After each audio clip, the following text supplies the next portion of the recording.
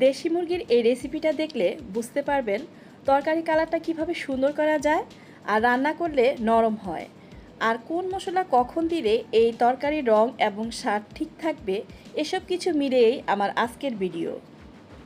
আসসালামু আলাইকুম, আমি তাসলিমা ঢাকা থেকে বলছি। চলুন রেসিপিটি শুরু করা যাক। প্রথমে মুরগির মাংসকে আমরা ছোট ছোট করে টুকরো করে নিব। মুরগির চামড়াগুলোকে আমি ছোট ছোট টুকরো করে নিয়েছি, এগুলো খেতে খুব ভালো লাগে। আর আমার সাথে থাকলে বুঝতে পারবেন প্রত্যেকটি টিপস এবং ট্রিক্স কীভাবে মাংসটাকে নরম করা যাবে। তো পেঁয়াজ, টমেটো সবগুলো এভাবে কেটে নিব। আর আলুটাকে ভালো করে ধুয়ে এভাবে ঝরিয়ে নিব পানি। আর পেঁয়াজ, কাঁচামরিচ পেস্ট করে নিব। আদা রসুন বাটা তো থাকবেই। আর প্রত্যেকটি মশলাই মাপ অনুযায়ী থাকবে, আমি স্টেপ বাই স্টেপ দিব আর বলে দিব। মাংসটাকে একটু হলুদ, একটু লবণ দিয়ে ম্যারিনেট করে রাখবো প্রায় 10-15 মিনিট। তাহলে কি হবে, মাংসের ভিতরে লবণ আর মশলাটা সুন্দর করে পরে ঢুকবে। আশা করছি এই মুহূর্তে যারা আমার সাথে আছেন, আলু দিয়ে দেশি মুরগির এই রেসিপিটা আপনাদের ভালো লাগবে। তো ভিডিওটি স্কিপ না করে আমার সাথে আপনাদের মূল্যবান সময়টুকু স্পেন্ড করার অনুরোধ রইল। আসলে বাসায় একটি রান্নাটা যখন রান্না করি তখন তা চিন্তা করি যে কীভাবে দর্শকদের কাছে সহজভাবে শেয়ার করা যায়। আর নতুন রাঁধুনিদের জন্য তো টিপস থাকবেই। তো প্রত্যেকটি টিপস ফলো করে রান্নবেন, তো আপনার রান্নাটা এমন সুন্দর হবে। চুলায় একটি ফ্রাই প্যান বসিয়ে পর্যাপ্ত পরিমাণ তেল দিয়ে আলুগুলো ভেজে নিব। আর তেলটা আমি একটু কমই ইউজ করি, কারণ তেলটা আসলে যে যার মন মতো ইউজ করে। অনেকে তেলটা একটু বেশি ইউজ করে, আর তেল একটু বেশি ইউজ করলে তরকারি কালারটা কিন্তু একটু বেশি সুন্দর আসে। কিন্তু আমি ওই যে স্বাস্থ্যসম্মতভাবেই রান্না করার চেষ্টা করি, তাই সরিষার তেল ইউজ করি আর তেলটা একটু কম ইউজ করার চেষ্টা করি। আলুগুলোকে ভাজার সময় একটু লবণ দিয়ে ঢেকে ভাজবো আর তাড়াতাড়ি ভেজে উঠিয়ে ফেলবো। মানে কি বলবো, ধরেন 20% সিদ্ধ করব, বেশি সিদ্ধ করব না।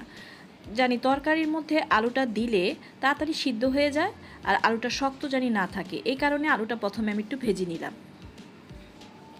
আলুগুলোকে ভাজা হয়ে গেলে এভাবে তেল নিংড়িয়ে উঠিয়ে ফেলবো। আর এই তেলেই আমি আমার বাকি রান্নাটা করব, আমি আর তেল ইউজ করব না। ইচ্ছা করলে এখানে আপনি আরেকটু তেল ইউজ করতে পারেন, কিন্তু আমি আর তেল দিব না, এটার মধ্যে আমি রান্না করব। তো আমি দিয়ে দিচ্ছি 1 বাটির মতো পেঁয়াজ, পুরো 1 বাটি না, একটু কমই। পেঁয়াজগুলোকে একটু ভালো করে ভেজে নিব। এই পর্যায়ে তেজপাতা দিয়ে দিব। আর আমি এলাচি, দারচিনি এখন ইউজ করব না, এই কারণ আমি গরম মশলার গুঁড়া ইউজ করব 2 স্টেপে। আর পেঁয়াজগুলোকে একটু নরম করার জন্য একটু সামান্য লবণ দিব, তাহলে পেঁয়াজগুলো তাড়াতাড়ি নুয়ে যাবে। যখন আমরা রান্না করতে যাই তখন মনে হয় কি সময়টা কিভাবে তাড়াতাড়ি বাঁচানো যায়, তাই একটু লবণ দিয়ে দিলে কিন্তু পেঁয়াজটা তাড়াতাড়ি নুয়ে যায়। এই জন্য একটু লবণ হাতে রাখবেন। একটু লবণ এই পর্যায়ে অ্যাড করলে কি আপনার পেঁয়াজটা তাড়াতাড়ি নুয়ে যাবে আর রান্নাটা তাড়াতাড়ি হবে। আর আমি মানে চুলার হিটটা লো মিডিয়াম হিটেই রাখছি। মুরগিটা দিয়ে ভালো করে ভেজে নিব। আর চামড়াগুলোকে যে আমি আলাদা মেখে রেখেছিলাম সেগুলো এটার সাথে ভেজে নিব। মিডিয়াম হিটে এভাবে নেড়ে চেড়ে মুরগিগুলোকে আমি ভেজে নিব। তাহলে ওই যে বললাম না মুরগির মাংসটা নরম হবে কিভাবে, এখানে কিন্তু একটা টিপস। এভাবে ঢেকে ঢেকে আমি ভালো করে ভেজে নিব, তাহলে আমার মুরগিটা এখানেই 70% সিদ্ধ হয়ে যাবে। মশলার সাথে মুরগিটা ভাজতে ভাজতে মুরগিটা সিদ্ধ হয়ে যাবে, খাওয়ার সময় ভালো লাগবে, একটু নরম হয়ে যাবে। আর পেঁয়াজ, কাঁচামরিচ বাটাটা প্রায় 2 টেবিল চামচ আমি দিয়েছি। দিয়ে এখন ভালো করে এটা ঢেকে এটা একটু কষিয়ে নিব। পেঁয়াজ, কাঁচামরিচ বাটাটাকে একটু ভালো করে কষিয়ে নিতে হয়, না হলে কিন্তু কাঁচা একটা পেঁয়াজের গন্ধ করে। তারপর যখন কষানো হয়ে যাবে দিয়ে দিব এখন আমি আদা রসুন বাটা। আর আপনি কিন্তু মনে রাখবেন যে এই কাঁচা গন্ধ করবে মশলা না, একটু কাঁচা গন্ধ করবে না। আমরা মুরগির সাথে যে আদা রসুন বাটাটা দিচ্ছি এটা কিন্তু আপনার খাবার টেস্টটাকে বাড়িয়ে দিবে। খুব সুন্দর করে কষিয়ে নিব। আর মুরগির মাংস যখন খাবেন তখন বুঝবেন যে বাজে একটা স্মেল থাকে, সেটা এভাবে কষালে আর করে না। এই পর্যায়ে আমি এখন দিয়ে দিব 2 টেবিল চামচ রাঁধুনি মুরগির মাংসের মশলা।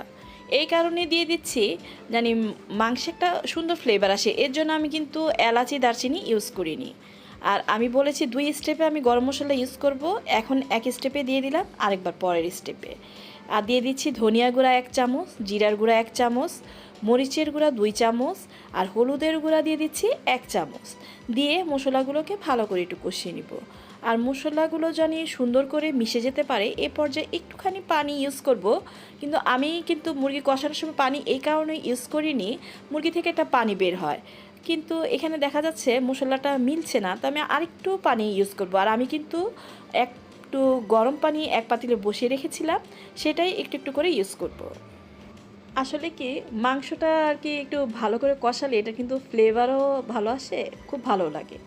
তাই একটু ধৈর্য ধরে সবাই একটু দেখবো আর কষিয়ে নিব।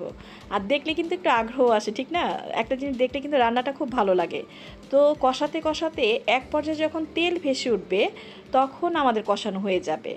আর এ পর্যায়ে আমি টমেটো কাটাটা ইউজ করতেছি। টমেটোটা এখন কষিয়ে নিলে এটা গলে গলে যাবে, তরকারিটা ঘন হবে, ঝোলটা ঘন হবে, এই কারণে একটু টমেটো ইউজ করা। দিয়ে দিলাম আলুটা দিয়ে তারপরে কষিয়ে নিব।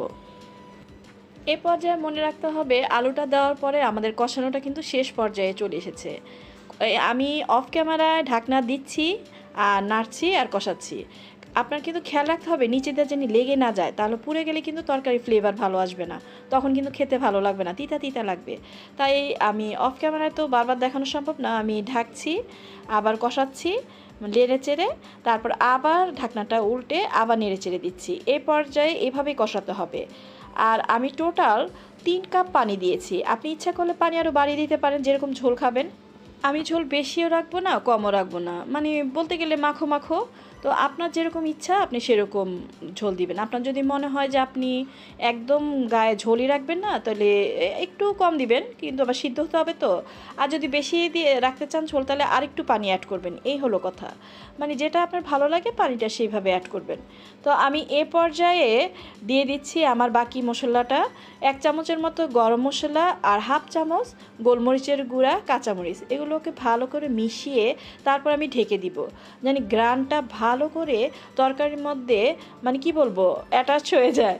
আর ওই যে রসুনটা দিয়েছি এই কারণে, রসুনের কোষগুলো যিনি মুরগির যেটা বাজে স্মেল সেটা থাকে না, আর রসুনটা দিলে খেতে খুব ভালো লাগে। ঢাকনা দিয়ে 20 মিনিট রান্না করার পরে ফিরে এলাম আবার। এখন মিডিয়াম লো হিটে, একদম লো হিটে রেখেছিলাম, আর এখন আরেকটু লো করে দিব।